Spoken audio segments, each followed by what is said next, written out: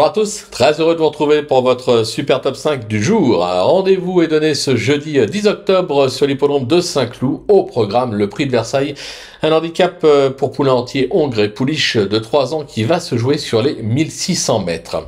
Mais avant de vous livrer mon pronostic, n'oubliez pas qu'actuellement, pour toute ouverture de compte sur Genibet, vous pouvez bénéficier jusqu'à 200 € de bonus hippique et 50 € de freebet sport. N'hésitez pas également à vous abonner à notre chaîne sur laquelle vous pouvez me retrouver notamment tous les jours au travers de mon super top 5. Pour info, lundi en gain, mon repéré Ulysse Diego s'est imposé et ma petite trouvaille Hollywood Bond s'est classé 4e à 42 contre 1. Je vous ai indiqué le 4 sur 5, c'est plutôt pas mal, à suivre. Mais maintenant, vous pouvez également me retrouver au travers de mes cotes et cotes tous les jours pour la réunion principale. Vous pouvez également aller vous balader sur les réseaux sociaux pour y retrouver le prono de notre ami Flo Gautreau.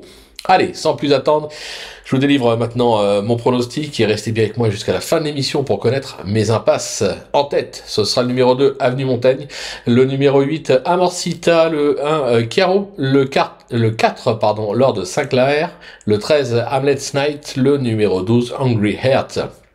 On passe sur l'analyse, vous êtes prêts? C'est parti.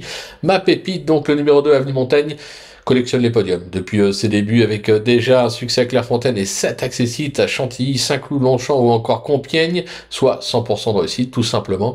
Cet élève de Francis-Henri Graffard vient de prouver sa compétitivité à ce niveau avec une 3e place. À mon sens, elle ne doit pas descendre du podium. À mon sens, elle doit même s'imposer. Mon petit coup de cœur, ce sera pas le cheval de tout le monde celui-là. Le 8, Amorcita.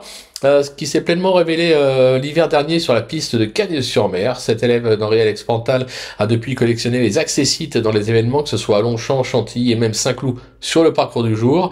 Elle est prise à sa valeur ce jeudi, un conseil, ne la sous-estimez pas. Pour le bruit d'écurie, ce sera l'As Chiaro, qui n'a encore jamais sorti des 4 premiers depuis ses débuts en 7 tentatives. Il affiche 100% de réussite sur ce parcours avec un succès et un accessite. Sa récente 2e place à ce niveau Longchamp parle pour lui. Je pense qu'il doit encore pouvoir jouer la gagne. Mon repéré, ce sera le 4, Lord Sinclair, qui est de tous les combats depuis ses débuts, n'étant encore jamais sorti, lui, des 5 premiers. Il vient d'ouvrir son palmarès sur la distance à Longchamp. La team Lerner n'a pas hésité à le supplémenter pour l'occasion.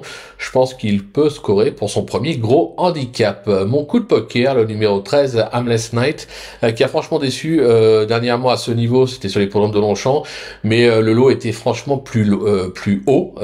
Donc là, ça redescend un petit peu de catégorie pour se protéger d'André Fabre, qui a déjà prouvé quand même sa valeur à ce niveau. Il s'est en effet déjà placé à 3 reprises à Deauville, Longchamp et Saint-Cloud. Sur ce parcours, c'était dans le prix de la fouilleuse, compétitif à cette valeur.